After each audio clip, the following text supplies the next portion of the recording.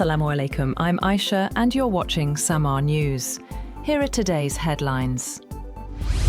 USN and Iranian forces have clashed in the Gulf, and the UAE came under renewed attack, endangering a month-old ceasefire and shaking hopes for a diplomatic solution to the crisis. US President Donald Trump said 3 US Navy destroyers were attacked as they moved through the strait. He said there was no damage to the destroyers, but great damage done to the Iranian attackers. Trump later told reporters the ceasefire was still in effect. Iran's top joint military command accused the US of violating the ceasefire by targeting an Iranian oil tanker and another ship, and of carrying out air attacks on civilian areas on Qeshm Island in the Strait of Hormuz and nearby coastal areas. US military naval units operating near the Strait of Hormuz have come under Iranian missile fire after the US military allegedly attacked an Iranian oil tanker. Iranian state media claimed US vessels were forced to retreat after sustaining damage. Iran's semi-official news agency reported that 3 US destroyers near the Strait of Hormuz were targeted by the Iranian Navy. US CENTCOM said Iranian forces launched multiple missiles, drones and small boats as the USS Truxtun, USS Rafael Peralta and USS Mason transited the Strait of Hormuz toward the Gulf of Oman. It said no US assets were struck. The US military has carried out strikes on Iran's Qeshm port and Bandar Abbas. A Fox News reporter, citing a senior US official, said the strikes did not mean the war was restarting or that the April 7th ceasefire had ended.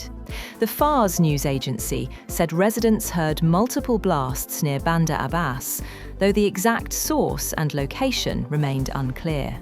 It later reported that parts of the commercial section of Bahman Pier were hit during what it described as an exchange of fire between Iranian armed forces and enemy forces.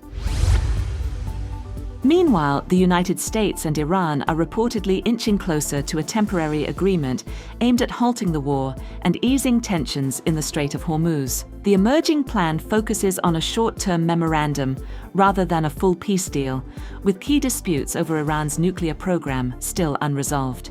Pakistan has taken a leading mediation role, with officials in Islamabad saying they expect an agreement sooner rather than later. Markets reacted positively, with oil prices falling sharply on hopes that Gulf shipping disruptions could ease. Israeli Prime Minister Benjamin Netanyahu has said that there is no immunity for Israel's enemies, a day after the Israeli military targeted a Hezbollah commander in its first strike on Beirut's southern suburbs since a ceasefire declared last month. Israel said the attack killed the commander of the Iran-backed group's elite Radwan force. Netanyahu said the Hezbollah commander, identified as Ahmed Ali Balut by the Israeli military, thought he could continue to direct attacks against our forces and our communities from his secret terrorist headquarters in Beirut. British Prime Minister Keir Starmer has vowed to fight on to deliver on his promise to bring change to Britain after his Labour Party suffered heavy losses in local elections that deepened doubts over his ability to govern.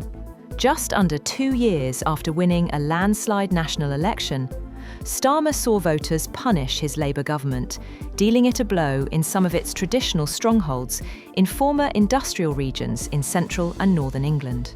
The main beneficiary was the populist Reform UK party, which gained more than 350 council seats in England and could form the main opposition in Scotland and Wales to the pro-independence Scottish National Party and Plaid Cymru in results later on Friday. That's all for now. For more updates, visit www.samaa.tv. Thank you for watching SAMAA News.